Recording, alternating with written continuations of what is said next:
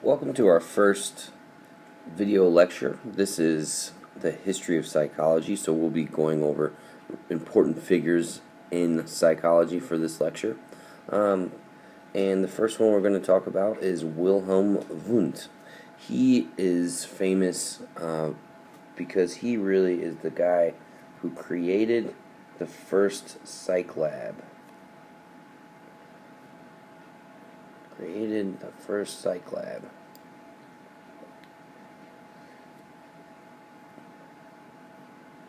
And in this lab, he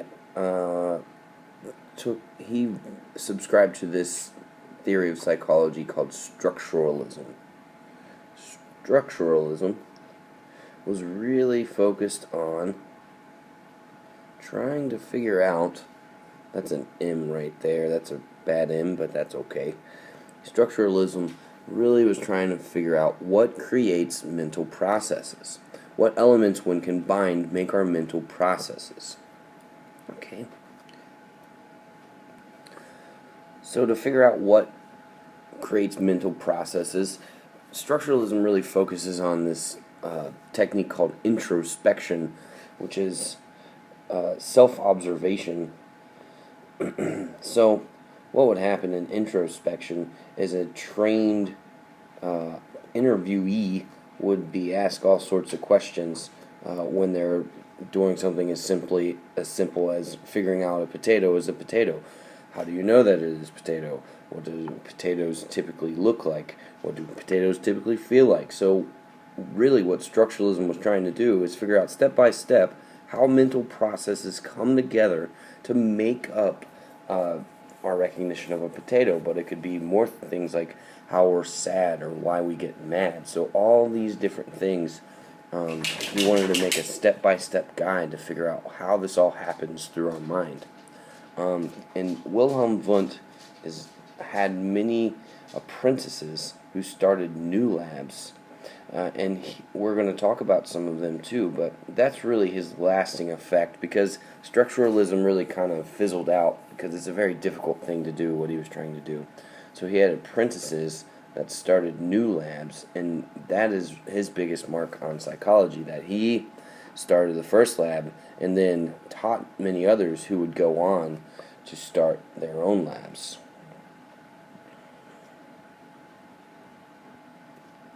Okay, and the next person we're going to talk about is William James. The next psychologist that we're going to talk about is William James. William James subscribed to the theory of functionalism, and functionalism says that the functions of our thoughts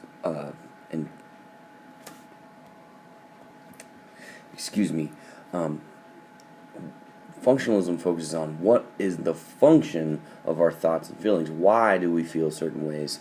Why do we think certain ways? And let's talk about this functionalism.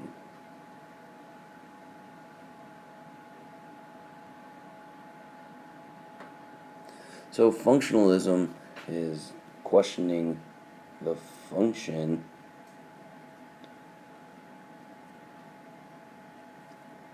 of thoughts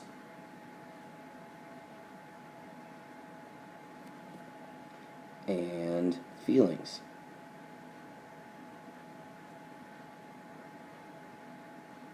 So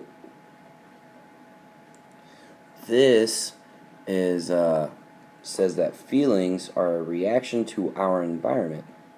And if you think about this, this makes total sense. If you think about a mother protecting her child or a father protecting his child, that mother or father, if the child is in danger, is probably going to feel anger, and that anger is the function of that environment. The anger helps the mother or the father get into a state of mind where they're willing and able to protect the child. So that's functionalism in a nutshell. So feelings are a reaction to the environment.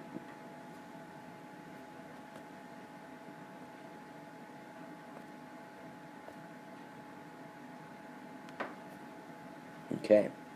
And this is really influenced by Charles Darwin. Influenced by Darwin, and Charles Darwin is the man who has the theory of evolution.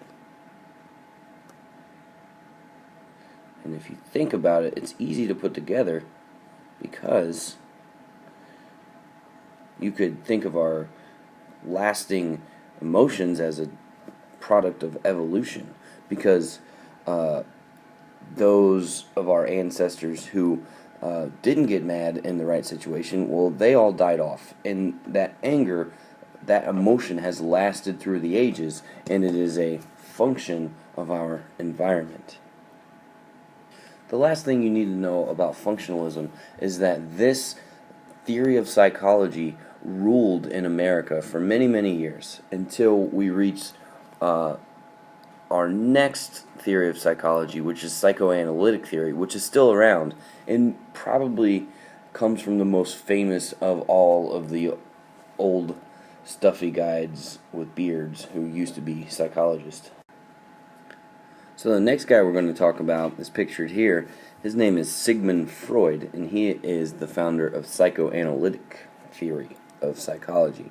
And Sigmund Freud is known for these glasses you see, and he also used to have, always had one of these here. This will be done in just a moment here. You'll see what it is. We got that little embers on the end there, and then there was some smoke billowing up. So Sigmund Freud is known for always having a cigar in his mouth. He said it helped him think, as the video showed that we watched in class, and he ended up dying from jaw cancer. A very horrible way to die. So hopefully we're glad as psychologists that cigars helped him think, but he did prove that smoking is a very bad idea for one's health. So what we're going to talk about now is Sigmund Freud's psychoanalytic theory. Oh, let me change this color here. Psychoanalytic theory.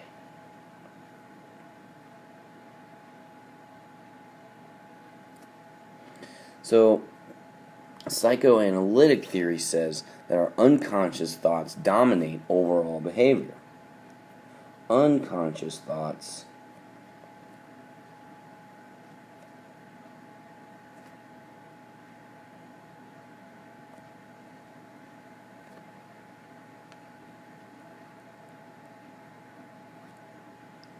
dominate behavior.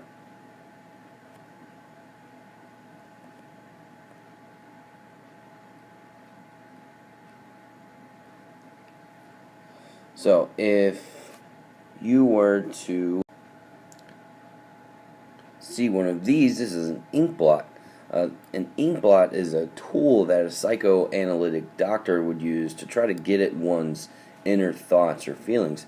So you might see this and you say, oh, well, this is a butterfly. Or you might go to the other thing, the other extreme, and say, oh, this is clearly a demon. Well, you were to look at this and see, you could see maybe you see a butterfly, or maybe you see a demon on the other extreme.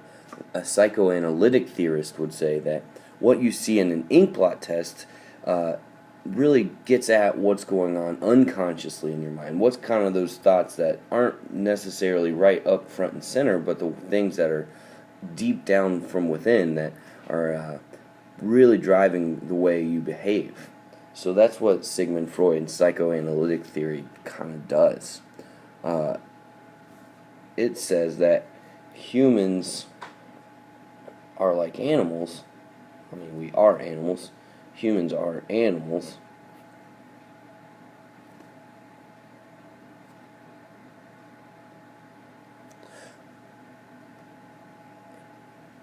that have very basic needs, and our behaviors reflect that.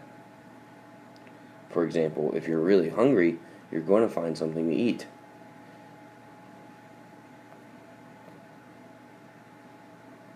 Okay, so psychoanalytic theory, but really psychoanalytic theory, and it still exists today, and many clinicians subscribe to psychoanalytics as a way to help patients. So unconscious thoughts is the key word. So if you remember, psychoanalytic is unconscious thoughts drive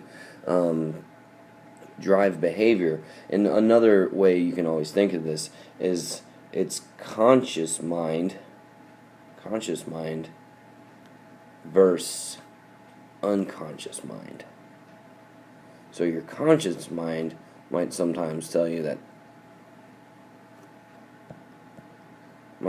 sometimes something's good or bad, but your unconscious mind will tell you something else is good or bad.